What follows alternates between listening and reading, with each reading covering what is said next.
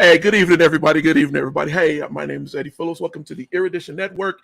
This is the Erudition Network Interactive Black History and Knowledge Session. Had a little bit of a delay, about 3 or 4 minutes getting on here today. A little bit of technical things going on. It's a lot going on today. But I really wanted to get on here today and talk about some things. Additionally, tomorrow, I can't. It's my priority right now. So before I bring on anybody else that I got on here tonight, I have to say tomorrow, my second born son is graduating out of high school. Yes, out of high school, and I cannot believe it. Right? Because I'm just surprised he made it beyond 5 because he was a test. He was a test. But I wanted to bring him on first, and but I got a panel here tonight. I got some folks here tonight, so we're gonna discuss some things tonight. But I'm gonna bring Sean Anthony on first. Sean Anthony, hello. Hey, what's going on, people? So you graduate tomorrow, man. You are officially out of high school as of tomorrow. Are you excited? Man, I'm over the moon, as well as especially nervous. Nervous? What are you nervous about? I mean, this is going to be, as soon as I get out of high school, I plan on going straight to college, but getting out of high school is a surreal experience. I really did not think that it was going to happen. I knew that one day I would get out of high school, but I just was like, I didn't think it would, I never thought the day would ever come. You didn't think it was going to happen, huh? Yeah, it was a very long high school year, and I guess it happens with anything. If it goes on for so long, you get used to it, and then it's like, well, I don't think this has an end. So what happened was I finally reached the end, and now it's like, Well, I'm extremely proud of you. Look, we got an hour, so we got to get everybody up in here. You know what else I want to join tonight? We're going to talk about the things that's going on, talk about these young folks, which includes you. And we're gonna hit some things tonight because it is so important that we talk about that. And I really wanted you on here because you're getting ready to come out of high school. But before I belabor anything, let me put on two of my other boys here. And I'm not even gonna go into a long intro because they family, they good friends, and the intro is real. They can introduce themselves. But first, I'm gonna put on Mike Wiley from the real man up real. Babe, pronounce your show because I'm all tongue tied today. Man up real talk show.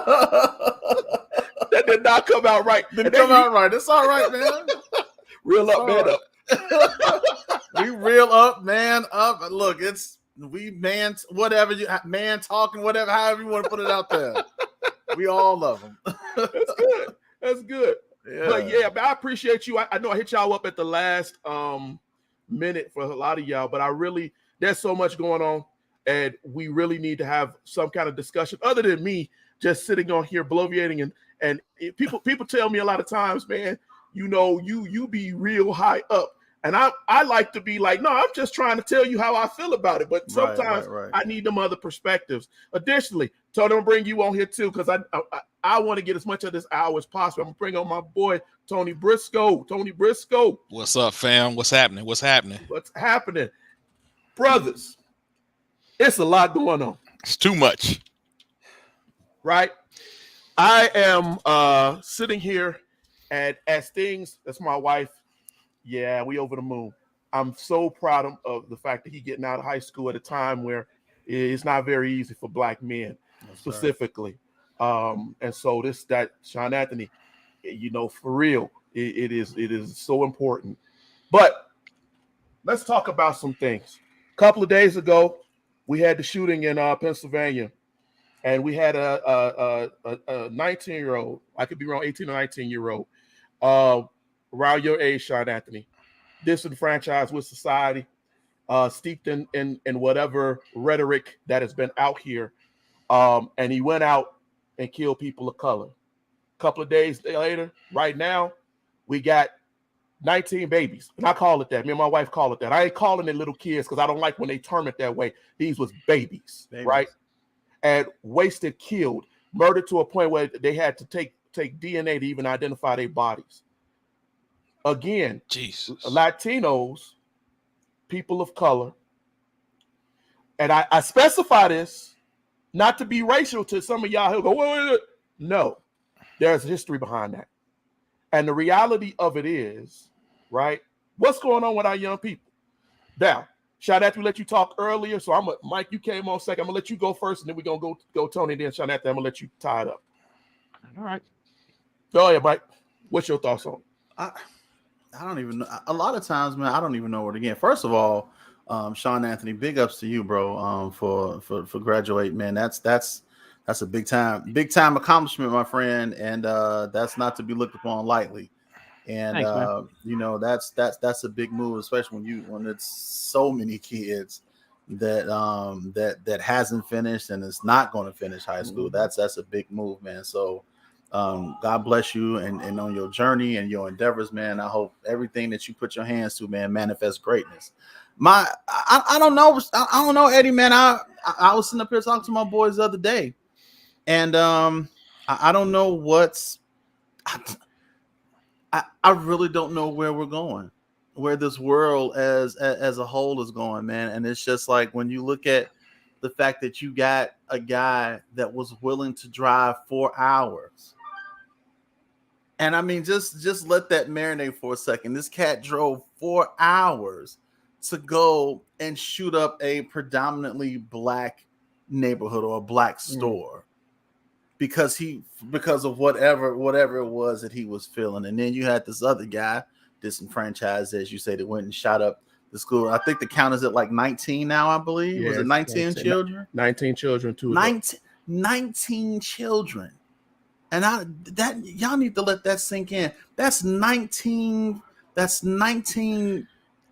empty seats at the family table.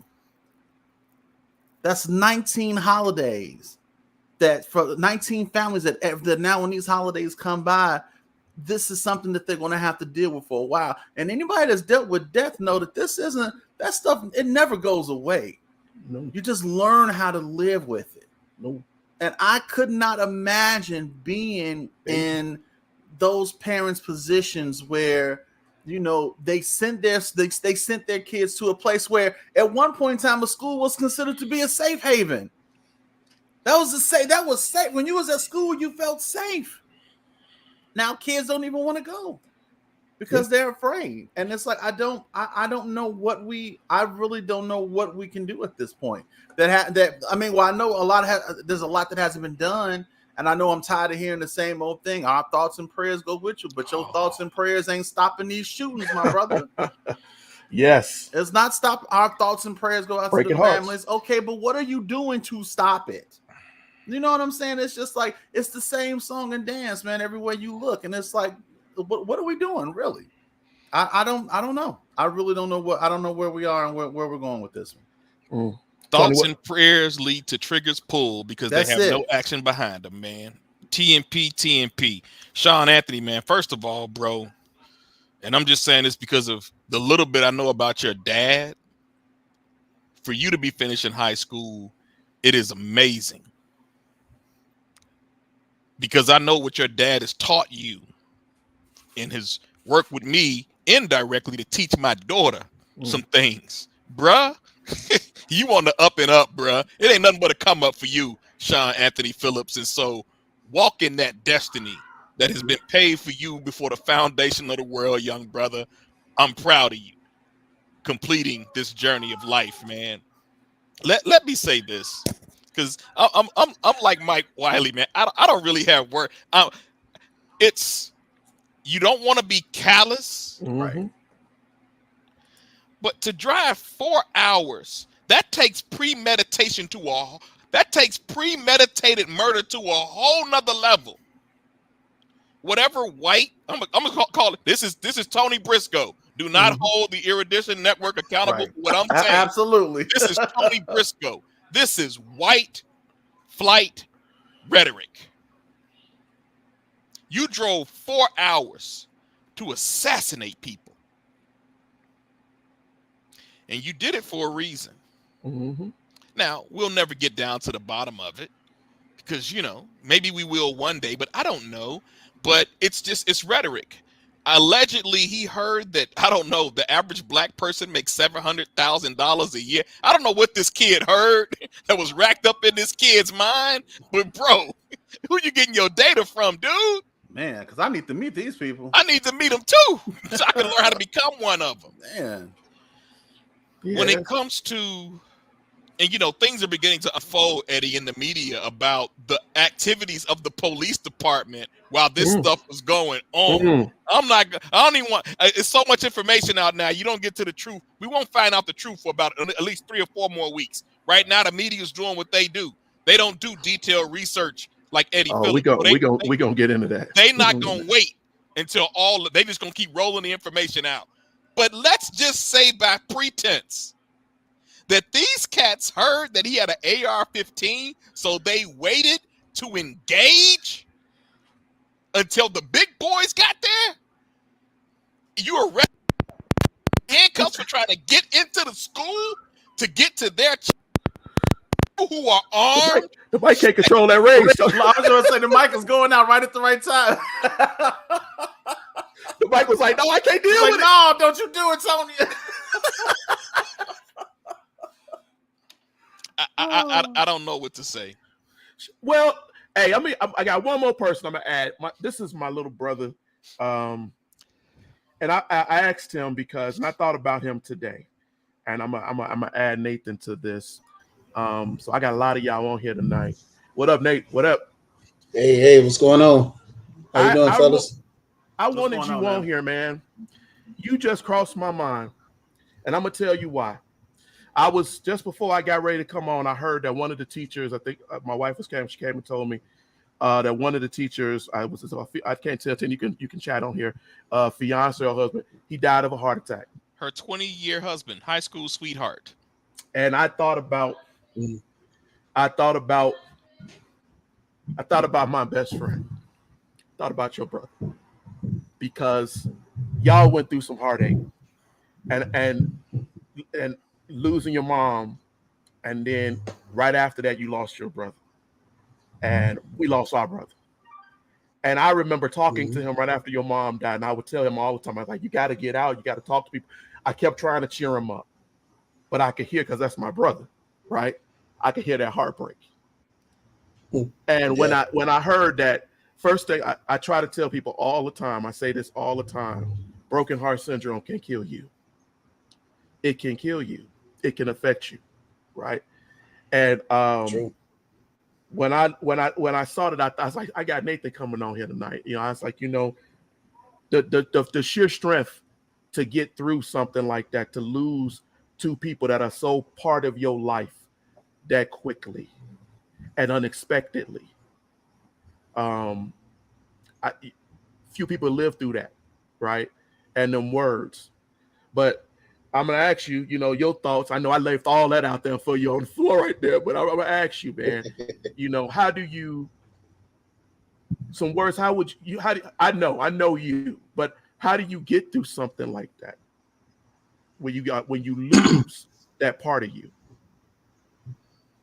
I mean, it never gets easy. I mean, I still go through issues. I mean, still go through things that causing my health issues that I'm having now, because like when I talked to the doctors, they were telling me since so much happened at one time that my body, and since I don't release emotions like everybody else do, you know, like when people pass away, people cry and let all that emotion out. My emotions, I still haven't let out.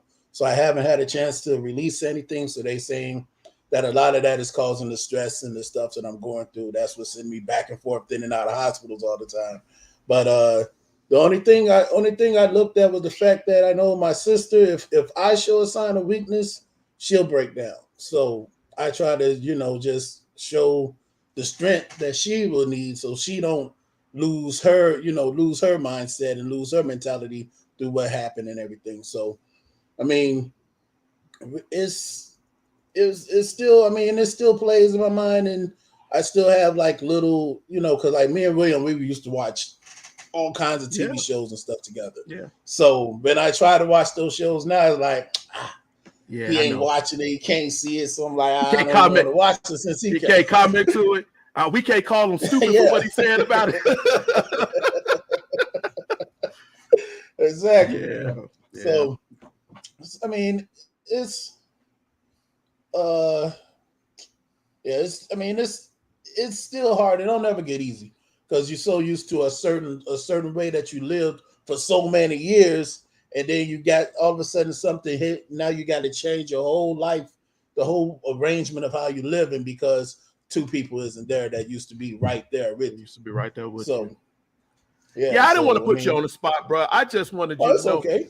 that, these are important things that people need to understand. And when you talk about black men have a habit, and all y'all, look, at any time you can chime in. You ain't got to sit there just as figured like that, right? Yeah. But let me tell y'all, as black men, we tend to hold things in, just like you said.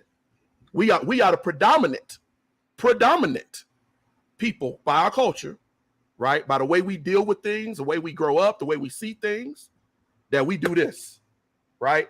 Because we feel like we have to a lot of times, right? We got to be strong. We got to stay vigilant, right? And at the heart of that, it causes us heart issues, high blood pressure, all of these different things that kill black men so early are brought upon about stress, tragedy, issues like this. How many black people do y'all think is out here right now that's sitting there when they go to the store, they looking like this, right? Because they go to the store. How about driving to the store? Exactly. Hoping you don't get pulled over. I mean, you got that stress. It's like you got to deal with before you even get to the store. So that's a huge issue, right? And so when I look at this, Jonathan, I didn't forget about you, my son. You can chime in. No, I'm not thinking about that. I've tried to think about a way to speak about this because all the news that's been on lately, and even hearing you all talk about it, it's a very serious problem that really needs a lot of thought. Yeah. Well, there was an issue just happened here in Colorado, right? They had to close the major high schools down here in Colorado because somebody was supposedly there with a gun, right? We have to understand, and I say this, this ain't about, and this is Eddie, right? This ain't about CRT. This ain't about your politics. This is about how we inform.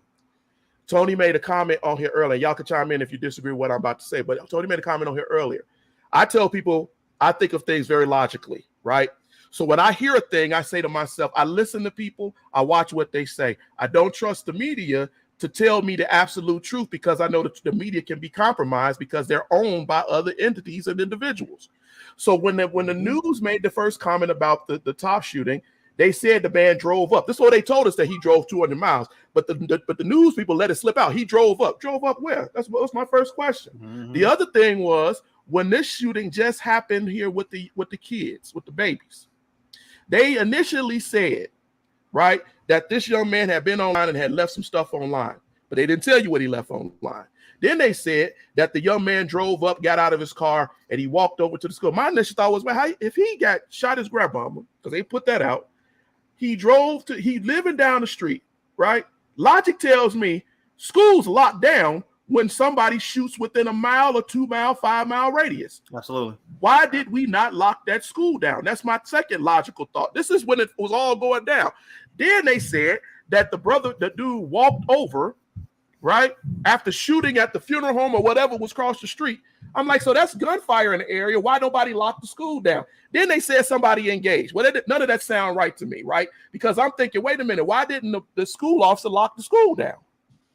Why didn't they barricade the kids?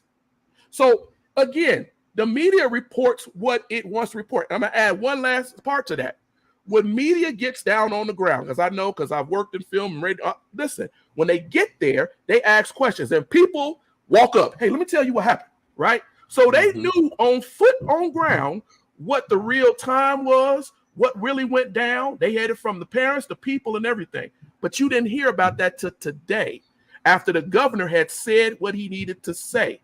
So the stifling of the media when it comes to our young people, because Mike, you said it, we send our kids to school, That man said, I sent my baby to school. I watched the What to Do from Parkland. He said, I just sent my baby to school. That's all I did. And I never saw her again. That's it. The youth issue here is huge. When I started Erudition this year, I said our focus is youth. I said this December last year, our focus is youth. We got to get the young people to engage and start talking. We got to get them to start understanding who they are. Rather you like it, rather you disagree, rather the history, rather the information is too much for you, we got to. And we cannot entrust it to just the schools. I mean, I totally agree. Because if you don't have, because during the shooting at the store, dude said that he believed that blacks were coming to extinct, to cause them to be extinct. It's like, but if you were to read your history, if you were able to go in and actually find it, you would find out that this is not true. If anything, you have been killing us more and more each year. Because think about it. Ever since, I want to say slavery, but no, even before that, ever since they found this land, and I use that term a bit evenly, but ever since they found this land, they've been talking about how they owned it, they found it, they were the ones here, they this, and then they built democracy, they built all this stuff, but when in reality, it was never built from you. You came here. You came here, saw what you wanted, took what you wanted, and then said, well, this is ours. And now, all of a sudden, now you see black people as a big threat because you're like, wait, they know more land, more people. And there's even tribes out there that people that have been there for centuries, just sitting there, learning the way of the land. So they know more about it than you do. And all you have is a gun. But that doesn't do much when they know the layout of the land. If they know, hey, a bullet can travel this far, but if I go over here, I can hide in these hills, and then that bullet ain't gonna reach me. So they go, well, if our equalizer ain't gonna work, which is the term of a gun, if our equalizer doesn't work, how in the world are we supposed to defeat them? So where do we go? We go to Negro Town, and that's exactly what they did. They went all the way to these black places where they knew they were, somewhere they thought they were comfortable in thinking that they were. Their homes, their businesses, their hotels, wherever they could, they terrorized them where they least expected to be terrorized. But when they started believing that, oh, we're not safe even here, we got to always look around the corner, they thought, well, we need to get people up in office that can make it so that we don't have to take the fall. Because if they go and be like, well, we're protecting ourselves, we're using self-defense, we don't have anything that can fight that. So we got to put someone up in here who supports our ideas. We need somebody up in here that can do whatever we need him to do, as long as we feed him votes, as long as we feed him the public opinion. But then after centuries of that, you get people who support the idea of get it out of the history book. Everyone's equal. You get equality. You get equality. And then in reality, they're just sprinkling a bit of equality onto you. And saying that, oh, this is all you get. But it's enough. After all, you've had a black president. You've had equality for a while. You're able to own houses. You're able to work on your own fields. You get farm. You get property. What else could you want? And in reality, it's like, but where is this all going to? What am I doing with this? I think Ice Cube summed it up best years ago, calling me an African American like everything is fair again. Mm-hmm. It's true. It's not a level, right? I think we're talking about our youth. Now, how often do we hear from the Surgeon General? Be honest. How often do we hear from him?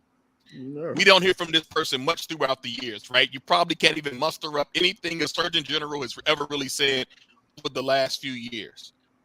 But the Surgeon General released a 53-page report last year, probably 49 pages when you get through all the intros and all that stuff, that said we are in the early stages of a youth mental health crisis. Oh, yes. The Surgeon General said we're in the early phases of a youth mental health crisis. What we're seeing now is just the early beginnings of those results of what we're seeing when it comes to mental health. The challenge is when it's black, it's thugism. But when it's white committing these crimes, oh, their mental health is not really right, and they have some struggles and things going on. You get all this excuse. You get a lack of accountability. Mhm. Oh, let's just meet this young man where he was. There's a youth mental health crisis, and you can put it on any spectrum. Whatever's feeding into their mind. You know what's crazy, y'all? I just watched Higher Learning 2 days before the Buffalo shooting. And I said to myself, this is what we're going to be dealing with. We're going to be dealing with isolated white youth who don't fit into any group or elite category of white elitism. And that one person's going to find them. And they're going to turn them to believe that black people are your enemy.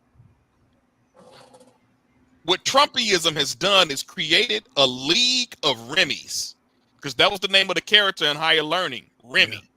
They've created a wave of Remy's. So while we're dealing with Remy, we also got to deal with O-Dog from Menace. We got to deal with Doughboy from Boys in the Hood. Like, these are the things we've got to deal with in our own communities. Right? The choice for black people should not be die by the trigger or go live in a community where they may call me the N-word. Those shouldn't be our options here. But again, history has shown when we build for ourselves, when we do for ourselves, they'll find a way to come tear that down too. You know, what's scary to me is actually just it's funny that he's having this show tonight, talking about our youth, because we just had a show on this past Tuesday, and I had some young brothers on, and before we left, I said, okay, guys, last question. I said, where do you see yourself in 5 years? And one of the young men, instead of saying, I see myself working, I see myself doing this, that, and the other, he said, I just want to be all right mentally. Yeah. That struck me. Now, it struck me for two reasons. Number one, because it was my nephew. Number two, because at 20 years old, do you know what I was thinking? Like 5 years, I was like, man, I want to do this, and I want to be here, and I want to go there. And I had all of these grand ideas and notions and things that I wanted to do. I wasn't thinking like, man, I just want to be right in the head come 5 years. The stressors that kids that young people are facing today is just, it's unbelievable to me. It's unbelievable to me. When we came up, we was dealing with peer pressure. You know what I'm saying? We was dealing with that stuff, bullies, that type of thing. Now, on top of dealing with peer pressure, on top of dealing with bullies, you even got bullies now that can reach you at home. You ain't even got to be in school because they can bully you online. Yeah. They got to deal. They got all these, y'all hooligans, as we used to call them. They got all, so they got to deal with that. They have to deal with trying to live up with the expectations of social media. And then they have all of these. They have the societal things or norms that they have to that they want to try to be in line with, along with pressures from home. It's just like the stuff that the young people have to deal with is crazy. And then what's even worse is that we as adults still got the nerve to say, you'll be all right. You ain't dealing with nothing. You too young to have these problems. And we've overlooked it for so long, just like we did with ourselves. Because some of us is broken and we ain't admitted for a long time. Yes, sir. You know what I mean? Yes, sir. And now, but it got to a point where it came to a head and we had to deal with it. Now, the problem with our young people is coming to a head. And if we don't deal with it now, if we don't find a way to intercede now, it is going to get worse to the point where you sending my kid to school, I'm good. I'm going to keep he or she home. He's not going. She's not going. They can learn on Google. They can learn online. You got YouTube, all type of stuff. Anything you want to know is on YouTube. It's online right now. I don't necessarily. I'm gonna tell y'all right now. I'm gonna tell you right now. A lot of people are gonna turn towards homeschool. Yes, sir. Absolutely. And I don't blame them, because my son, that one that you see right there, we had to pull them out of school here in Colorado. Wow. We had to pull them out of school and put them in a homeschool situation because of things that they saw, right? My wife was at their school one time and they had an active shooter on at the school and they couldn't leave the school. So Man, what? So understand that this is things that kids have to go through. My sons, people always tell me, well, it's all about the exposure and everything that they get. And if you pull them out, they're not going to get that. That's bull, right? Because my job, and I think that men and women, I need to understand, my job as a parent is to present them with the best opportunity that I can so that they can be functional, healthy adults. That's not just in body, because we focus on body more than we focus on mind. Mm-hmm. And that is important. You know, the Centers for Disease Control put out, right, just the beginning of this year, that 40% of adults in the United States, right, after coming after the pandemics, right, struggle.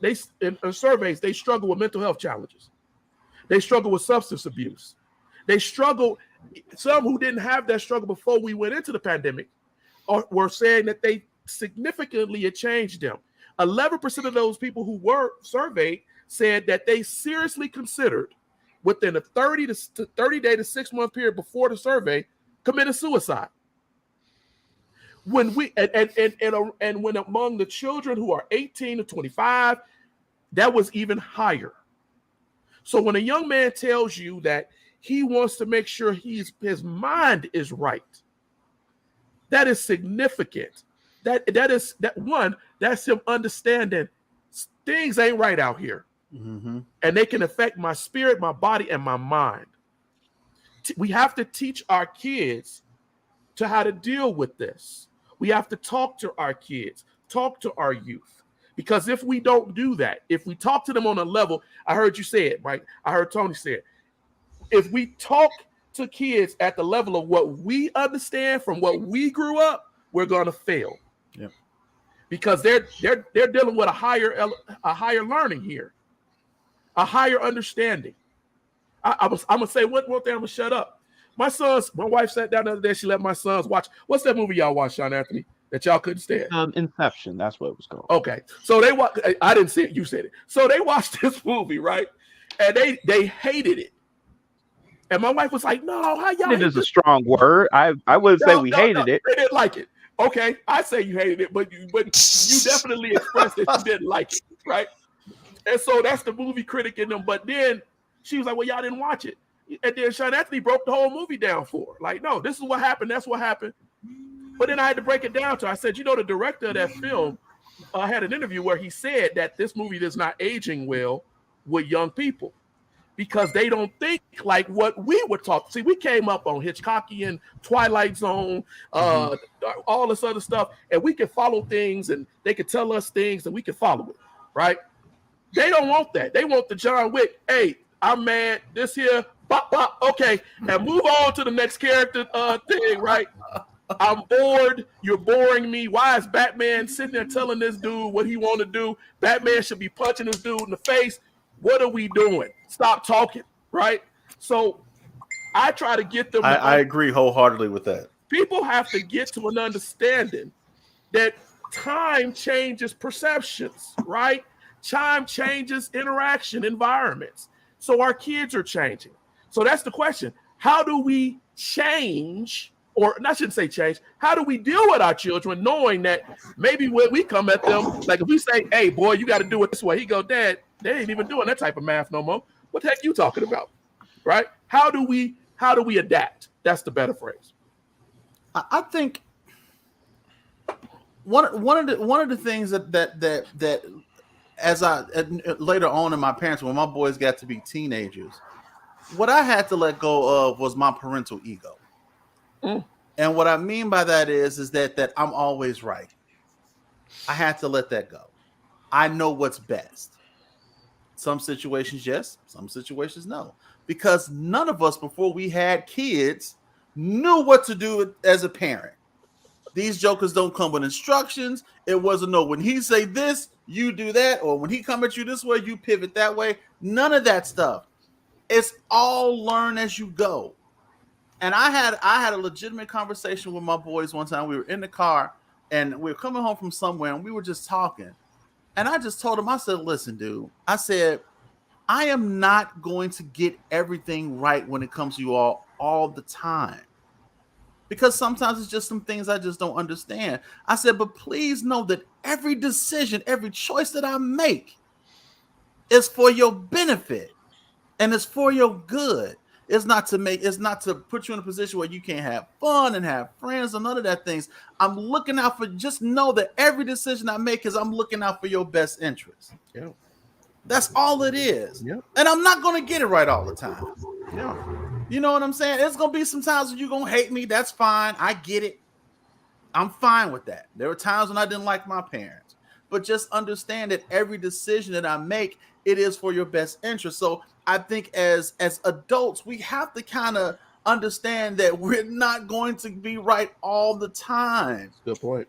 And we have to be able to be open enough and humble enough to say, okay, help me understand what's going on with you. It's true. Because I don't know. I don't know. I'm basing it off of what I experienced 25, 30 years ago. This is a whole different thing for me. So help me to understand you because I don't get it. In my eyes, it's simple. Yeah. But in their eyes, it's like, Dad, it's so much more than that. And I'm just like, well, help me to get it. I don't know what. Help me, help you. Me, help you. You know what I mean? So I think that one of the biggest things that we have to do is to be able to humble ourselves as adults and to say, okay, explain it to me. I'd be like Denzel and Devil in the Blue Dress. All right, now you explain it to me like I'm a 5-year-old. Just tell me. Explain to me like I'm a 5-year-old. Explain to me like I'm a 5-year-old. There you go. That's me, help baby. Me. Just explain it to me, and then let's see what we can do to work it out. Make it logical. Make it. What do my friends say? Make it make sense. Make it make sense. Your math ain't mathing right, son. Just make it make sense. That's all I'm saying. Again, make it make sense. Right. Like, that's it. Nathan, what you got, man? I want to hear your voice. Yeah, brother. Nathan ain't said much. I mean, me personally, I look at the whole situation like when we grew up, we had more simple cartoons and simple TV programs that we watched. But if you look at today's TV programs and cartoons, it's much more advanced and much more complicated. And I believe television has a lot of programming to do with these kids nowadays. So kids see things on TV and then they struggle to try to understand it because it's too advanced for them. So as they growing up and they going to school, all of this stuff that been programming and been being programmed in their mind, they trying to adjust to it and trying to comprehend it while going to school. So to me, a lot of visuals in TV and television and movies play a big effect on a lot of the young youth. I mean, the young youth out here right now, because we grew up on cartoons like Woody Woodpecker, Chili Willy, Flintstones. We had simple, fun cartoons. But all the cartoons you see now is all Marvel cartoons and violence and all this. So a lot of that get programmed in these kids' heads today. So I believe a lot of TV and movie play a big influence on what these kids trying to adjust and struggle with. Because if you think we was at that age, like they was watching those type of cartoons, we'll probably be messed up like they're messed up right now. Because it's too advanced for their young brains to try to comprehend. So I believe a lot of that has a lot to do with it. Yeah. They don't like the face on that though. Yeah, I think it takes really engaging the youth. And so, I just got turned down for a major opportunity for growth at the job. And it's, I look at it as like a blessing, right? Like God's got something else for me. And so, I participated today in my first Black Boy Collaborative with other educators in the network, because at the end of the day, that's what my purpose and passion is. Skip IT. It's these young people, and just getting back to that conversation with young people. I'm not sure if it made national news. Matter of fact, I just came back from Arizona. I was in Arizona for 28 hours. When it flew in Thursday, came back home Friday, caught COVID somewhere in the process of being in Arizona and getting back home, recovering well. Oh, But that's good. That's good. I man. saw more news about Chicago in Arizona than I saw about the stuff that's going on Come in on now. Arizona. It was It's crazy to crazy. me. It Come was on now. crazy to me. It was crazy. People don't No, think like that. No color representation on Arizona, at least the local news channels I checked out. There was no colorful representation there. But I say that to say we lost a young man. Yeah. Love to the family of Shondell Holiday here in Chicago. So the shooting that happened downtown at the Bean, Yeah. that was one of the mentees in our Champs Mill mentoring program. Oh no. Oh wow. And so the executive director talked about how when he came to Champs, when he came into the program, he had him write down these 10 goals, and one of his goals was to live to 21. Wow. He didn't make it, bruh. He didn't make it, man. So when you look at all the violence that's taking place downtown Chicago, nobody cared about the violence on the west side of Chicago. Nope. Nobody cared about the violence on the south side of Chicago. But now that it's hitting your infrastructure, now everybody's got something to say about it, right? No. When you help put fires out in other communities, it stops it from spreading to yours. There you go. There you go. That's why I love all you brothers, man. I support brothers who are positive. I support people who are positive because I believe that for everything we do, I had a conversation with you, Mike, when I was on y'all show recently. We gotta look at what we do out here as significant. Yeah. Every person that we deal with is significant because we don't know how long they got to be here, and we don't know who that person is going to influence, touch, inspire. Right? Just because they talk to you and you inspired them, you passing it on. You right? You passing it forward. That's what our ancestors did. That's the only way that a people live through slavery and struggle is with hope, right? To tell you, hey, look, I came up through this. I saw this. I don't want you to deal with this. So I'm gonna teach you. And maybe I won't reach, right? It's 5 of us on here right now, right? Maybe I won't reach, right? Everybody, but I might reach that one. Yeah. And it's that one that is significant enough to go out and change.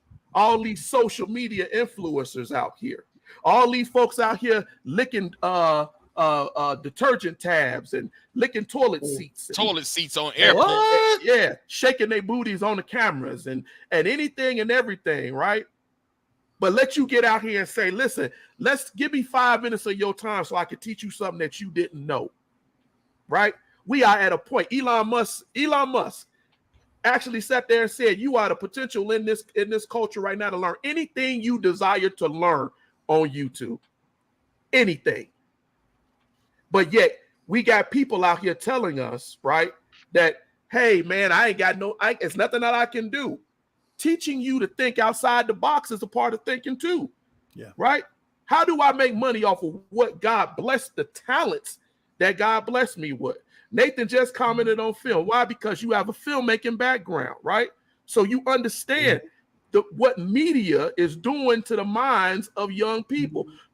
Tony, you come from it at an IT, and you coming from a business. You come from it from many different backgrounds. You understand, right?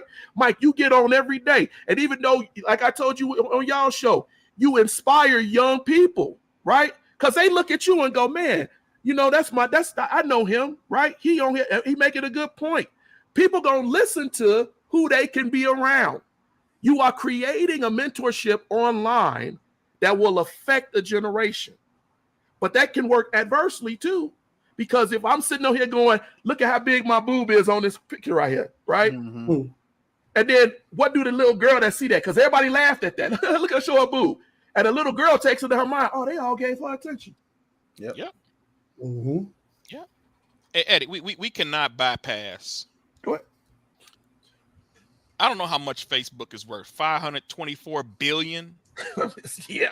Yeah. Are you telling me that a $524 billion social media platform business does not have a team of professionals who can work directly with law enforcement through AI intelligence, where as soon as these words pop up inside of a script, that information is not easily transferable, accessible, readable, and put alerts out? I know they can, because you know why I know they can? Because they banned me for something I put for Trump, that I put up there about Trump from 2 years ago. Wow. I had put a picture up of this dude. That was funny. I had put a picture up of a guy who had an IV. There was basically, you could clearly see it was a phone charger, but he had like a phone charger connected to like some Windex and something else. And he was like, Trump supporters be like, and I was like, ha ha, that's funny. So I put it up there. That was 2 years ago. They hit me up like about 3 weeks ago. Was like, hey, we didn't like the fact that you put this up there and it goes against our policy. So we're gonna restrict your live for like 30 days. And I'm like, for something I put up 2 years ago? Really? So they can easily do it, but it doesn't benefit them to do it. This is what I'm saying, Mike. They majoring in the minors, bro. Yes, sir. Like, and this is, my wife was like, husband, you got to understand, our young people, like Sean Anthony's age, they're bombarded 24/7. All the time. Man, all the time. Right at your fingertips. You can do any and everything you want. I had kids at church. Why you a 9-year-old with internet access on your phone? Why are you a 9-year-old with a $1,200 phone? Let's talk about that. Exactly. Right. Well, let's think about. I'll go there with y'all. I'll go exactly with you. Let's think about wave theory, right? Let me go wave theory. So wave theory says to me that everything that hits me, every light wave, every sound wave, everything that hits me, every particle that hits me, it's changing my molecular structure in some way. It's changing me. Even when I'm talking to y'all, what you say to me is changing me in some way, because I'm either receiving it, I'm adjusting it, I'm transferring, it's bouncing, it's reflecting, but it's changing me. Now, we know that's physical. What does that do to you spiritually? What does that do to you mentally? Everything I bring in, right? Everything that crashes against me is changing me. That's one part. When you talk about data scrubbing, when you talk about the idea, I said when this young man went out and shot, I said both these young men were able to go out and get ballistic armor, Kevlar, to go shoot. How in the hell can you get ballistic armor of any type, right, and go out in the street and go kill somebody, and nobody, it's not registered? Like Tony said, it don't hit no database. Ain't nobody said, whoa, this brother just bought an AR-15 and he just bought some body armor and he 18 years old. There's nothing that goes ping, ping, ping, ping, ping, ping, ping. We know that there is. I'm gonna tell you how you know that it is. Do y'all remember when the Boston bombing, when it happened, when them two brothers blew up the race? Mm-hmm. Yeah. I was on the carrier when that happened, and I watched. I watched how within 7 hours they took CCTV cameras. They triangulated cell phones. They saw pictures. They had pictures of them brothers that they didn't even know that cameras was taking pictures of them. So when they wanted to find them, they found them immediately. And the reason why they found them is because they did not know if they were terrorists working in a bigger operation. So all this money went into go boom, right? We found them. They had them on Facebook. They had them on YouTube. They had them everywhere. And then they triangulated them and they blew one of them up. So hold on. Go ahead. So are you telling me that if I wanted to stop violence in any community, that I locked, first of all, I closed every office in the city. You cannot go to work. You mean I can lock down a whole city to find 2 people? Yep. Okay. Yep. That's the power. Because for some reason it's hard to catch criminals. But for 2 people, we locked down an entire city for 4 days. I mean, that's a bit of I was taking criminology, right? And it's the reason they probably did that, or the reason they would give, is because since the reason that they were able to go grab these dudes without having to go through any of the legal processes, because they thought, well, this is terrorism. We have them on this camera doing this, and then right before the bombs hit. So they're like, well, this is all the evidence we need. All we need is their faces, and since we already have that, we'll go get them. But for all other crime, it's like, well, we don't know if they're part of a bigger operation. They were wearing masks. Nobody knows where they are. This person went missing. I mean, there was literally a person on the news a couple of days ago, and they said that he's possibly linked to the mafia, and he escaped this police van that was going to jail. And me and Teddy are thinking to ourselves, me and my brother are thinking to ourselves, how in the world did he get away? And then but on top of that, we're also thinking, if they don't find him, because that's what the mafia can do, they can make you disappear. Rather that be you're going into hiding or you're just completely gone. Power. So at the same time, since they still need to find you in order to link you to anyone, and that's another thing we covered in criminology, the don't say anything law, which was in the gangsters, which is don't snitch. So, and as a result, snitches.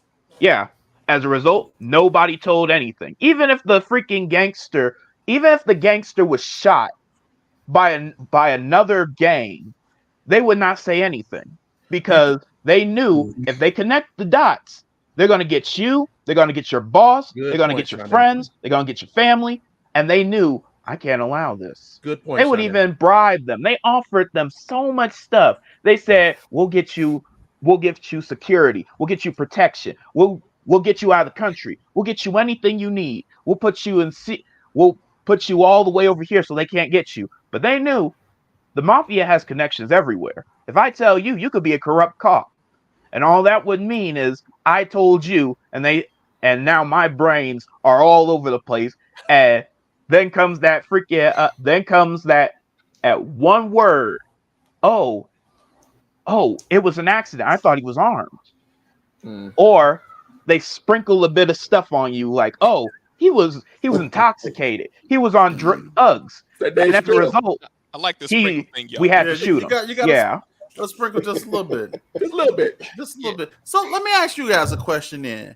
Yeah. Is it then that, because going off of what Tony was saying about how they were able to track these guys down in Boston in hours because of all of the surveillance and the resources they put into it, and it angers me when I see they literally put the guy's picture up on the screen and say, "Hey, this dude killed somebody on the L. Do you know him? Because we can't find him. We haven't seen him. So if you all can help us, I mean, I don't know. Are you in Chicago? Because I just saw this yesterday. Yeah, I'm in Chicago. So okay, bro, you know what I'm talking about. You just saw. Yeah, like, hey, if y'all can help us find him, we'd really appreciate it. I think they do that for two reasons. Number one, they know because ain't nobody gonna say nothing. They just know. And then my question is it just that they don't feel that finding these people or preventing these things is worth the resources? No, it's not. Yeah. And historically, that's mind blowing to me. And I'm not just making that statement as an off the cuff statement. Historically, they have proven to you that it is not advantageous for them to take criminals off the street who are in urban areas, and I'm saying that in a very educated, succinct manner, who are in a urban area, because who are those people going to harm? They have a rap sheet. We know that he kills people that look like him. He ain't really going around white people, so it don't make any difference to us that he gonna go in there and wipe you across knife. He knifing people on the train, been knifing people on the train for the last 15 days. This is just the only person that you know about, right? Right. And I'm gonna tell y'all something. I ran around in high school with some criminals, right? And what I found about criminals is that you cannot show criminals any weakness, but you learn a lot from criminals. And what you learn is how they think, right? How they think. And a lot of them are continually every day in a survival mentality. Everything is seen as survival. She got something that I want. I want to go eat something. I want to go buy something. I think he got it. I'm going to go take it. And I don't care if I got to kill him, because I'm going to satisfy the need that I have to survive.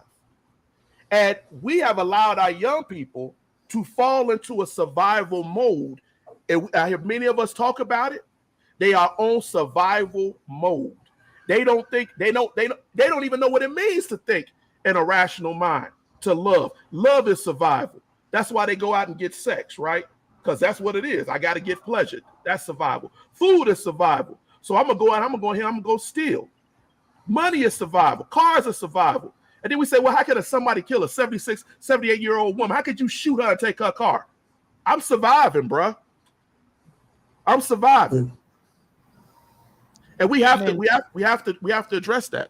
Yeah, and there's I no mean, it trust. goes even farther than the survival idea, because what happens is if you're in a constant state of I need everything to survive, you're as everyone said, your mindset changes. You go from compassion, kindness, all of this good stuff. You go and change into a really dark person, into I need this to survive, which means I'll get anything. I'll take it. Even if I don't need it, I still need it. It's tough, and I'm picking off what Mike talked about, because you've got this person's picture. There's still a breach with young people in police departments. I mean, we have to acknowledge that. Yeah. You had a young lady here who testified, Trasia Kelly, I think it was 2019. She testified against the guy who killed her cousin. They put a hit out on this young lady, and she got killed while she was pregnant. Mm-hmm. The guy made $5,000 and was showing off gym shoes. Who did the hit? And my issue was with the Chicago Police Department and the state's attorney's office, because you all knew this young lady risked her life to share this, and you all did nothing to safeguard or protect this young lady. You didn't move her out of Chicago, because when you testify here in Chicago, you can't live here no more. No, you can't. They need to move you. Yeah. They need to move you far away. It's true. And they didn't do that. And so our young people don't trust it. And they weren't raised like we were raised. We were raised to, work, get an 8 to 5, do what you told, and stay clean and cut. These young people not thinking like that. They like, bruh, I'm going to work an 8 to 5, and when I get off of that, I'm going to be on my other grind, seeing what else I can do so I can leave this 8 to 5. I already know what Sean Anthony going to be on by the time he hit 20. He going to be scary to the world. Yeah. A woman will not even know how to date him, because he gonna be too far ahead of the game. He's But like, a lot of our have young you read men 20 books this week? They Because you gotta have to keep up with Sean. They got to get that way though. So this Right. I saw Mike when I was watching y'all show the other day. Look, I truly believe that there's another thing, and brothers, y'all gonna disagree, but it's what it is.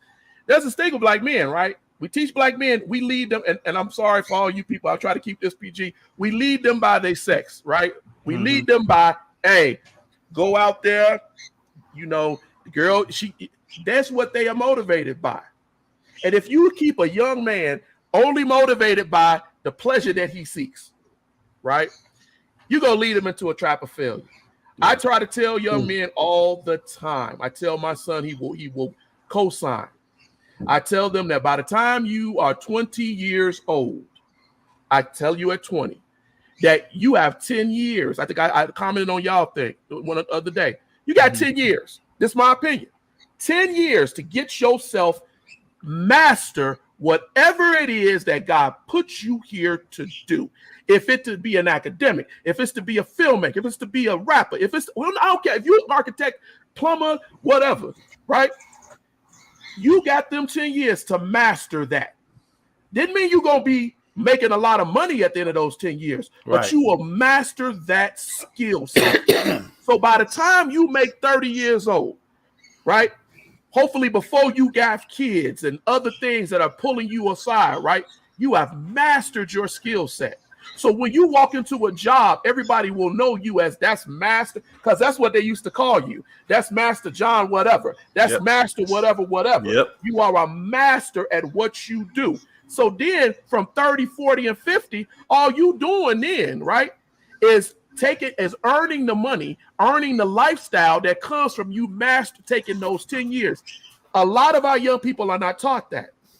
They're taught to hustle, survive, make it, get some, enjoy your youth. You hear him. I'm 20 years old. I'm just going to enjoy myself. Yeah. Nobody said don't enjoy yourself, but Right. master your skill set Yeah. so you can Disagreement. walk anywhere. No That's- disagreement. There's Yeah. nothing wrong in the statement that you just made. And I tell young people, and I'm gonna let Mike jump in. I tell you, like, look, man, I'm 50. I just woke up at 45. Come You know on, how much come work- on. You know how much Oh, work I my got goodness. to do, bruh. Yeah.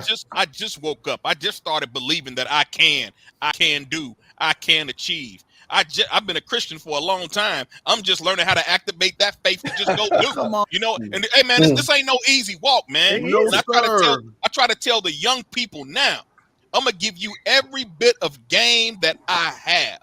Mm. But a $9.99 course on Udemy in IT, it can change your life. Change your life. It'll change your life. I'll pay for it for you. No, I'm straight. This is what I'm dealing with. Now you ain't even got to pay for the class. I will buy it for you. Oh, you know, I don't know if I got you need. I ain't got a computer. I got a computer. Look, I'm gonna fix it. I'm gonna show you how to install the operating system. Oh, I ain't got time for that. You got some don't want to make time, but it's trying to tell them, bro. I try to tell my daughter, I don't want you being 45, 47 years old. Hey, man, just come on now. finishing college if that's your goal in life. I want you to finish college, but I want you to start putting in that work right now. I want you to start. I will empower you. I will equip you. I will give you every bit of game that you need. But I can't have desire for you. I There you can't go. have drive for you. I That's can't have internal. your future for you. That's And internal. it's spitting that game to them, man, to let them know, baby boy, if I had this when I was your age, Come on now. man. Shoot. And that's game. And this is why I like dealing with a lot of older brothers, because there's so many black men our age who are just hurting because they never had that kind of support system and that support structure. Yes. And so now it's like, I got to take care of the youth, but I got to take care of my brothers who feel forgotten too, to let them know, bro, I don't care if you 59 or 62, you still worth something and you're still valuable to yourself. Let's go. Let's do it. I got it. I'm down. Mhm. Man, dude, it's so. I'm like, look, I think Tony must have secretly watched my show and just didn't realize it. Because I promise you, I promise you, everything that you just said, everything, I related to those young guys, if not verbatim, because like much like you, I'm 47, and it's just like I'm just getting it. You understand what I'm saying? Yes, I do. I understand now. You know, like, because and like I was telling my sons, and I tell my nephew and their friends, I said, listen, you guys are like, all of them are like 20, 21. I said, most of y'all are still at home. I'm like, you are in a unique position, whereas you have jobs and ain't got no bills and ain't got no responsibility. Come on now. That sound familiar, Sean Anthony? I said, Absolutely. you need to use this time to get because see, now is the time that you can fail and start over, Yes. and fail and start over, and fail and start over, and not look at the failure as a bad thing, because all it is a learning process. Yes. That's all it is. But you are in a unique position where you have a village that is willing to support you, that is willing to guide you and lead you to where it is you're trying to go, and will help you to make decisions, and will tell you that you have options. No, you ain't gonna be an athlete, but you can be a sports doctor, a sports analyst, a sports writer. There are other options. You can't sing, but you can be a producer. You can be a writer. You can be a publisher. There are so many things that's out there other than what the world is telling you that you can be, or that you have to be. You know, and now is the time to do it. When I was their age, I wish somebody would have pushed me and said, "Hey, Mike, you need to," because my dream was to go into radio. That's what I wanted to do. And what's so crazy is, by living in Chicago, y'all know, Tony, you live in Chicago. Are you in Chicago? It's on Me? Yeah. Okay, so you're familiar with Kennedy King College? Absolutely. They had a broadcasting program. Nobody pushed me and said, "Mike, you need to go to Kennedy King and listen." Nobody. And when you leave a teen to his own devices, 9 times out of 10, he ain't going in the direction he probably should go. We're not gonna go. We're not gonna go. We're just gonna do other stuff. So it's like I tell my sons, and I tell their friends, which I consider to be my sons, and I have so many nephews and adopted sons, it's ridiculous, but I tell all of them, I said, listen, you guys are in a position where you can do what I was never afforded to do, and that's to make vital mistakes and learn from them. I said, because I am making those mistakes late in the game and learning from these things now. And I said, I don't have, and I said, I'm not, I don't know, and I'm not saying that it's the end for me, because I never want a person to think that because they didn't achieve something by a certain age that that's it, because that's not true. That's true. It's not true. But as Eddie was saying, when you hit that, you X amount of years, bro, you should be an expert in something other than saying what I'm about to do. You know what I mean? So it's just like, man, look, I appreciate y'all, brothers, and I'm glad I'm not in this boat alone, because sometimes I'll be thinking like, is anybody even listening? Because it's like, what do I have to give somebody? I'm 47 years old. I'm just kind of getting it. You know what I'm saying? But it's just like I told him the other night. I said, listen, I may not have all the right answers, but I messed up enough to know to tell you what not to do. There you go. You know what I mean? So, man, I'm right there with you, Tony. I'm right there with you, Mike, man. I want your show link, everything, bro, so I can tap in, man. Yes, sir. Yeah. I'll make sure I definitely send it to you, man. And I'll make sure that we put it up on here. Nathan, you got something to say?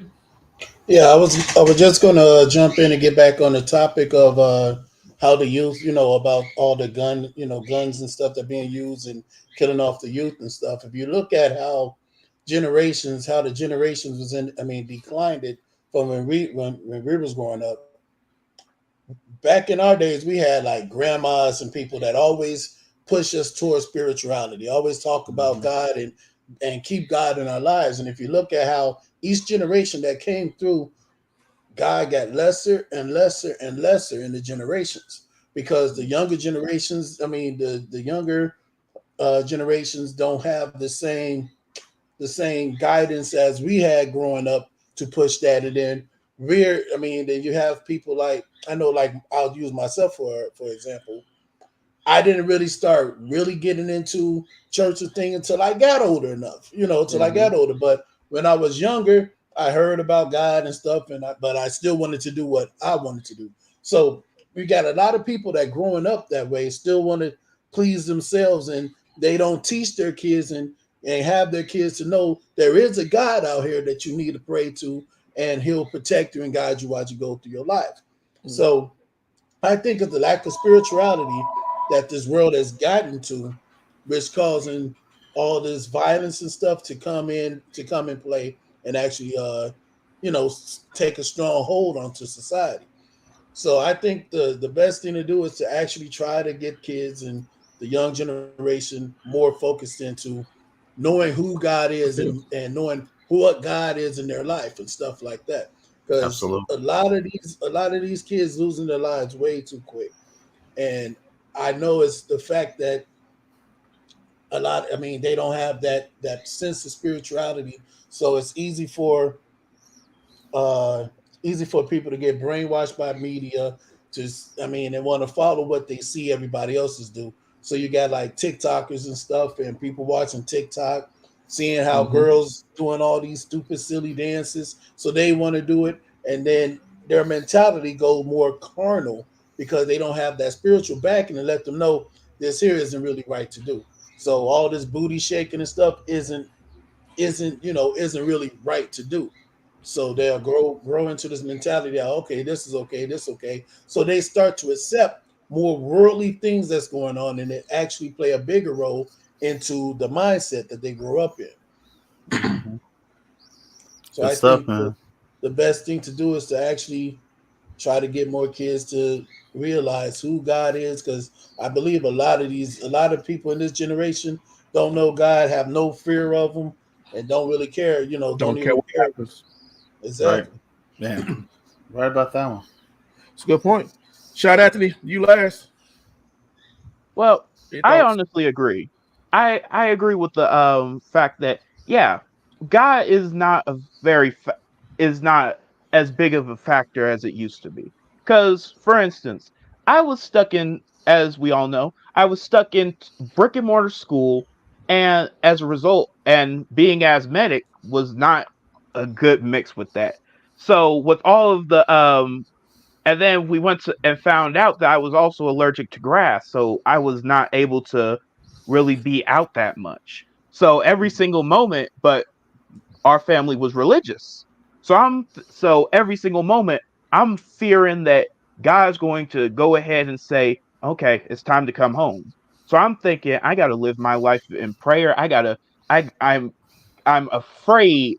I'm afraid of God, and I'm also thinking if I need to be God fearing. I need to go ahead and live righteously. So I did whatever I could. And what happened was one day I was in the lunchroom. I was thinking to myself, man, because we were running outside. I had to go take the inhaler. So as soon as we got into the cafeteria, I was in there and I started praying. And my friends were like, "What are you doing?" And I was like, "I'm praying." What are you? And they started talking to me about how, oh, they never saw me do this. I was like, usually I don't do this in public because of the fact that it feels strange. Because what I believe in is when I was reading the Bible, it always talks about don't showboat praying. Never go out and make a show of praying. You make that's time between you and God. You don't go and try to put everyone else into it and go like, I'm praying for all of us. You should all feel very thankful. I'm thinking I'm going to pray in Everything. security and solidarity. I want God and me to have an honest conversation. And as a result, I didn't pray in the cafeteria. Don't know why I called it a lunchroom, but I would pray in the cafeteria. And one of my friends was like, "How in the world do you do that?" So I helped him. I told him, "Clasp your hands," and I told him what mom and dad taught me. Taught say Father God and all this other stuff. And we're saying a prayer because in the lunchroom it was very hectic, Oh, we and know. at the same time it's not something to We know. since you're in a brick and mortar school, you're exposed to elements and people could come in, shoot. I wasn't even thinking about that at the time. I was just thinking I am having an asthma attack. I don't need to be running like that. I don't need any of this. So I would pray. I would go home, pray. I as a child I had a very close connection with God. And not saying that I don't, but I still do because, as I said, I was fearful. I still am because at that time, later on in my life, I realized, and it was only by the grace of God that it didn't affect me even now. I got a collapsed lung. I Yeah. wasn't able to. We went to the doctor and we learned that one of my lungs were partially collapsed, and I was thinking, oh no, this is horrible. So they made me take medicine. And as a result, that medicine made me incredibly hungry.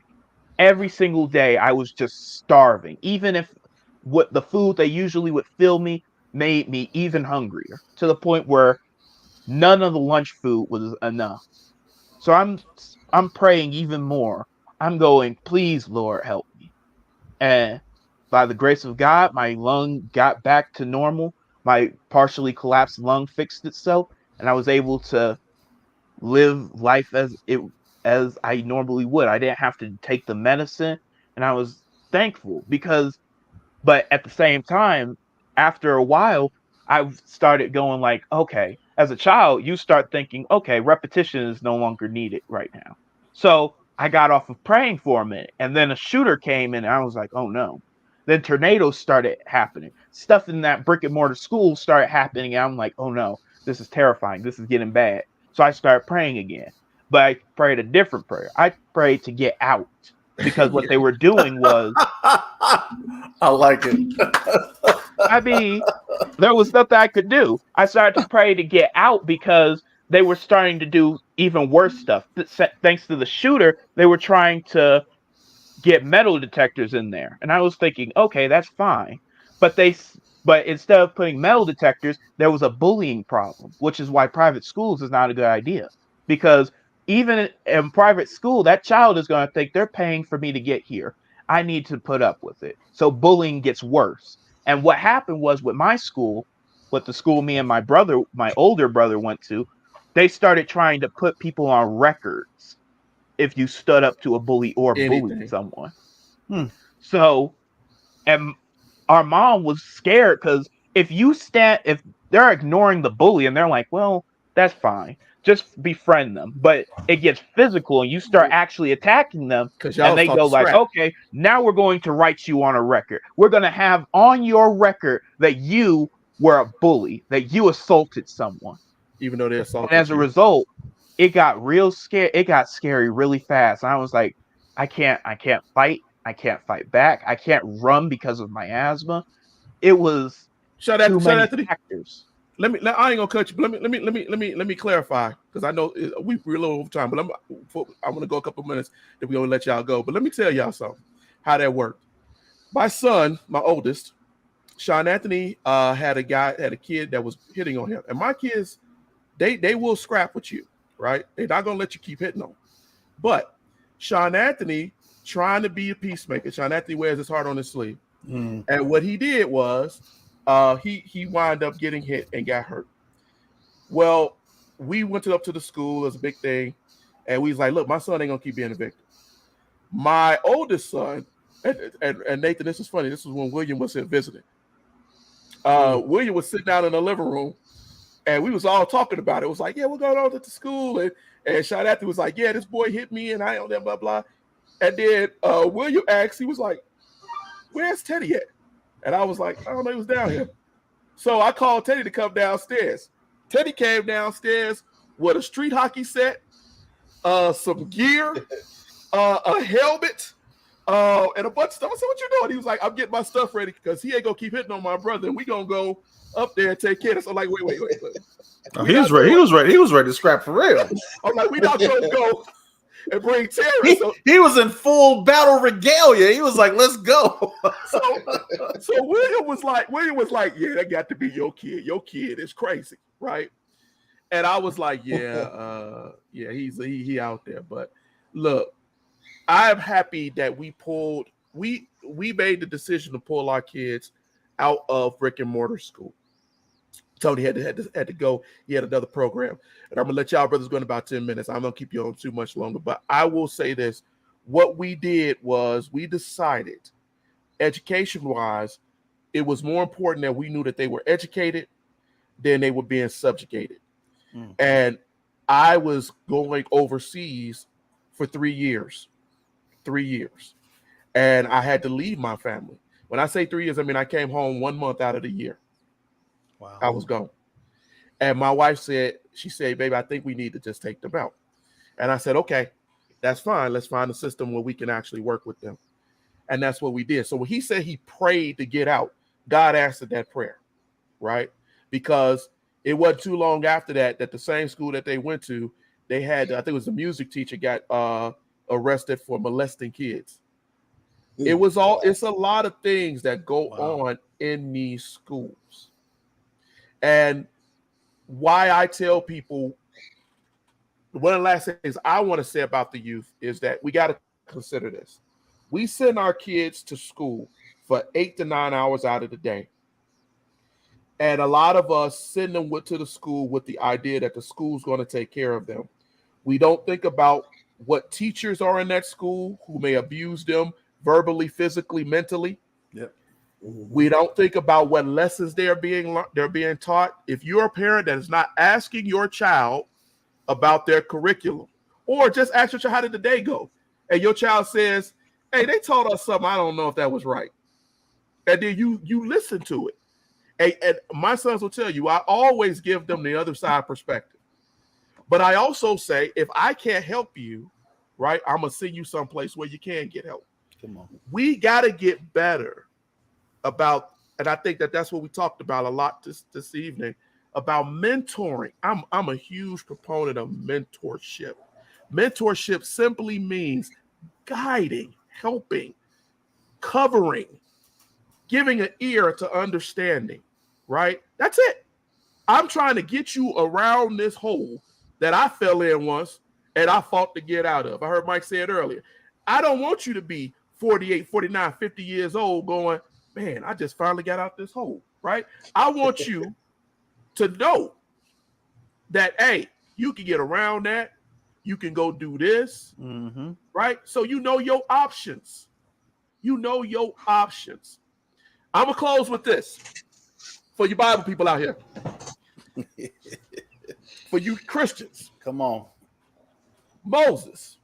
When Moses went to the Pharaoh, and Pharaoh said he was not going to listen, like these politicians that we see. God sent plagues. He sent a numerous amount of plagues. And I want you to consider something, because we like to look at the Bible as if it's a picture book or a movie and not really read it for what it is. There was kids, there was young people, men, women, children, everything that lived in them time that went through them plagues. Yes, sir.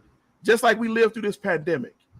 And it affected their minds, it affected their bodies, right? They saw things, and it was out of their control because the Pharaoh was making the decision. But we live in it, bruh. We live in the locusts. We live in all of this, right? And it's affecting us. So then we come out of the plague. And then for the Israelites, hey, we leave it. But the effects of what they saw, of what they lived through, the effects of what, because some of them was married to Egyptians. See, they don't tell you that. But the Bible lets you know that Joseph came. The Israelites was, this was not just slavery. So when they left, they had people who were still attached to them, who were Egyptian, people who had lived through this. It eventually affected them. It eventually affected them to the fact that God, when he gave and exposed himself to them, they couldn't even trust God. They worshiped false idols. They was disobedient. It didn't matter what miracle God gave them. It didn't matter what God gave to show them, I'm with you. To a point where God said, I got to remove this entire generation. Right. Because their minds ain't right. And I can't get their minds right. That's the issue with our youth. If we don't get to a point where we can help them get their minds, bodies, lives right, aspect of what they see and what they've had to live through, it may not be no hope for these generations. True. And that's a hard thing for us to face. But I tried to give it to you in a biblical understanding, because I got a lot of church folks out there who they won't listen to the history, but they will listen to the Bible, right? They don't listen to some Jesus. So understand that the Bible teaches you that. And we better understand that. All right, brothers. I kept y'all for about another 30 minutes because I didn't want to cut y'all off. Y'all was throwing some real knowledge down, man. And I'm all for that. I'm all for that. Oh, man. I didn't even notice it was an hour and a half. Man, I'm so happy that y'all responded. Tony came on, man. Y'all came on. I try very hard to get people to come on Erudition because I could teach all day. I got no problem with it. But at the same time, I get tired of hearing myself sometimes. I'm like, man, why people just say something? I ask people to come on. Let's talk about some history. Even if you want something that you don't not really know. Hey, it's better for you to be on here asking me than me going, okay, right.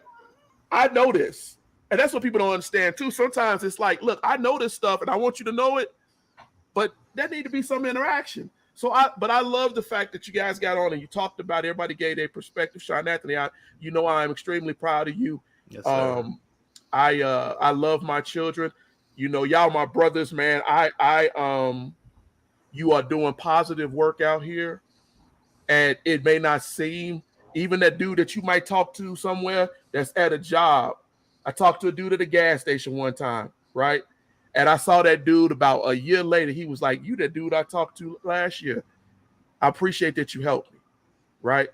It's little things like that, my brothers, that we got to really understand that we doing at a micro level that is affecting everybody. And can I share a story with you real quick? Go ahead, man. Go ahead. I used to work I worked video game retail for some years. Yeah. And I used to work at a GameStop in Chicago. And you always have people come in there, folks come in there, they just want to hang out, play games, whatever. And the little kids would always come in there. Mike, Mr. Mike, can I play this? Can I play this? Yeah, all right, here, play it. Get it. Just stay out of my way. Just stay over there and just play and let me do my job. And there was a young man that would always come in there, and he was a regular. He would come in and buy stuff, and he would always play games and things like that. And my store manager was always like, "Man, kick him out." I'm like, there's nothing wrong with him, man. He's just like all the other kids. Yeah. And when he would come in, he would never let him come in. He'd just always kick him out for whatever reason. But when I was there, I would let him come in and stuff, and he would hang out. And he would ask to play a game. I would put the game in for him.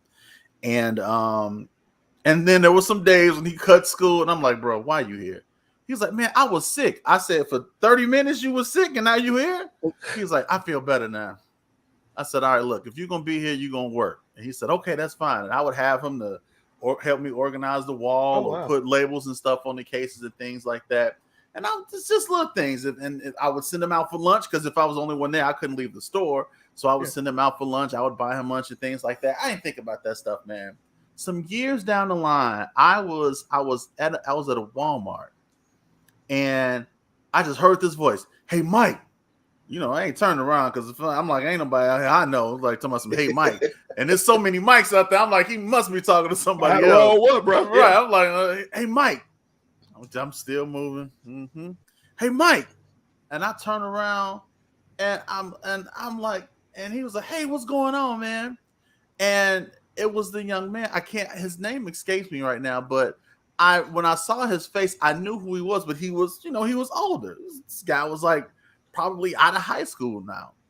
And he was just like, "Man, what's going on? And how you doing?" He hugging me and everything. And I was like, "Hey, man, what's good?"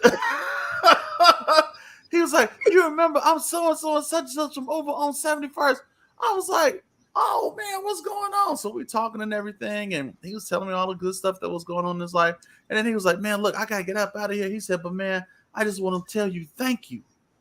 He said, "I appreciate you, man." He said, "Because you was always nice to me when I was at the store." He was like, "You was always nice to me." He was like, "You never treated me bad."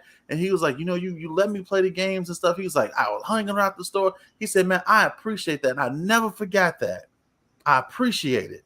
And, and I'm sitting up there thinking like, dude, I just put a couple of games in for you, and stuff like that. But I say that to say that we sometimes don't know the impact of our actions. And it can be something as minuscule as just being nice. Just being nice. Just being nice. And that itself can go a long way. So, I mean, whenever we get a chance, just be nice to one another, man. You just never know just what impact you'll have on that other person. You might have been the only nice part of his day. Who knows, man? I mean, the only part. And the funny thing is, I saw a little bit of him in me because he was a little chunky guy, you know what I'm saying? And everybody was like, "All right, get out of here." And they was always messing with him. And I kind of, I did kind of look out for him, because I was just like, he's a nice kid. And, the other kids is always kind of a certain way towards him. So I might have gave him a little preferential treatment, you know what I'm saying, when he was there. And he knew it too, because he would come in, he'd be like, "Mike, can I play this?" And I'd be like, "Yeah, man, I'll put it on for you." And all the other kids be like, "Why you? If I can play that." And he was right. They looked at him like, "Why you?" It was like, "Because he's special. Like, get out the way. Let me put this game in there." And they couldn't stand that, man. But, man, when he told me that got me a little bit. Because I just did it because I just wanted to be nice to him. But man, he was like, "Dude, that meant a lot to me." He was like, "And I appreciate that." As a black man, and I know we weren't, but as a black man, how many times, think about how important that is. How many times do you hear another black man come up to you and say, "Thank you"? Yeah. Oh my God. You don't. And that's the thing. When a young black man, because I've had it many times in my life, but the first time it moves you. Yes. Right? It moves you because it tells you that the effort that you might have thought was minuscule, wasn't anything, right? Was worth it. And it changed and it helped somebody. And we need to be better. That's what mentorship is, right? Because that thank you comes by success. It comes by what they do. Yeah. When they come to you and they say, "Man, I didn't think I could do that. But you just gave me that extra," to just a little bit of somebody telling you you can do it. Yeah. Don't give up on it. I heard you tell a young brother that when they was on your show the other day. You can do anything you set your mind to. But to hear another brother tell you that, and I'm not minimizing sisters. I'm not telling y'all not important. Right. But in the black community, we have a bad habit of not telling our young men, right? Thank you. That was good. You did something. Yeah. Oh man, look what you did. Praise, right?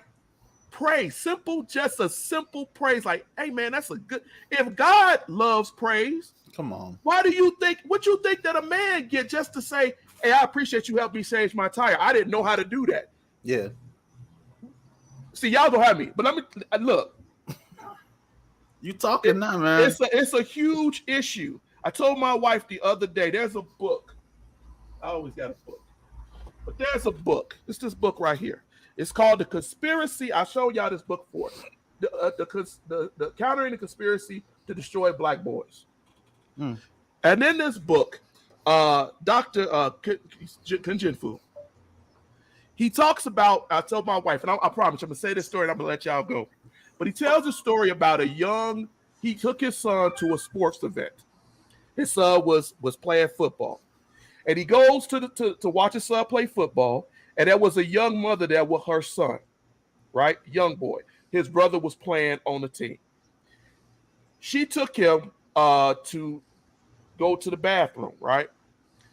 At the sports event. She was standing out there, and the boy was standing out there. He moving, he jumping around. So doctor said he came over. He said, "He's like, do we got to go to the bathroom?" She was like, "Yeah, I'm gonna take him in here with me in the women's bathroom." He was a little boy, about 5 or 6 years old, and he was like, "I could, I'm minding my son. We going there. I could take him in there." And she was like, "Yeah, okay," because he gonna pee on himself. So he takes him in the bathroom. The boy goes to the bathroom. They got the trough, right? If you If you ever been to a sporting event, right? So the dude, you know, he said we go to the bathroom, but the little boy is still over there jumping around. And he said, I looked at him and said, what you go to the bathroom? You can just go to. He said, well, I gotta go to the stall. And he was like, no, you could go right here. He said, I'm not gonna touch, but you just unzip your pants, blah blah blah. He had to walk this boy through how to do this. Wow. And he had to convince him, and the boy did it. And he's like, so you ain't got to pull your pants down. You got to do any of that. And wash his hands, went on out. And as they was coming out, he said, he asked the woman, he said, he was trying to go to the stall. Has he ever gone to a urine or anything? And she was like, no. He goes to the bathroom with me. I used to take him with me. He don't really. And so he was like, listen. She said, well, he don't have a father. It's just me and my two boys. And basically what the doctor told her was, see, this is why mentorship is so important. He said, I understand the fear because there are people out here. He said, but I will tell you, he gave her his card. If you need me for anything, you come to one of these events or whatever, me and my family will be here to help you. Because we got to understand that there are people out here, right? Young men who are not being raised, right, to understand what it means to be a black man. Yeah. Something as simple as that, right? So that thank you, that mentorship, all of that. I hope that's what people get from this show today, is that they understand it is important. All right, I ain't gonna keep y'all, brothers. I appreciate all of y'all, man. I am very, very thankful that y'all came. Well, this was a really good session, and I didn't know how to talk about this thing. I said I'm not gonna talk about it myself. Let me get some people on here, and I appreciate that both of y'all, all three of y'all, said, "Hey, I got you, bro. That's brotherhood. That's looking out." And I do like that socks hat. I didn't say nothing. You don't see that because you got the little spraying color. Hold on. Let me flex real quick. Look, I got this one, man, from my armed forces people. Ooh, my goodness. Oh, that is nice. That's nice, bro. I'm sorry. No, ain't nothing wrong with that. But yeah, Nathan, thank you so much for coming on. Anytime. Man, you already know, man. This like CMB. We all we got.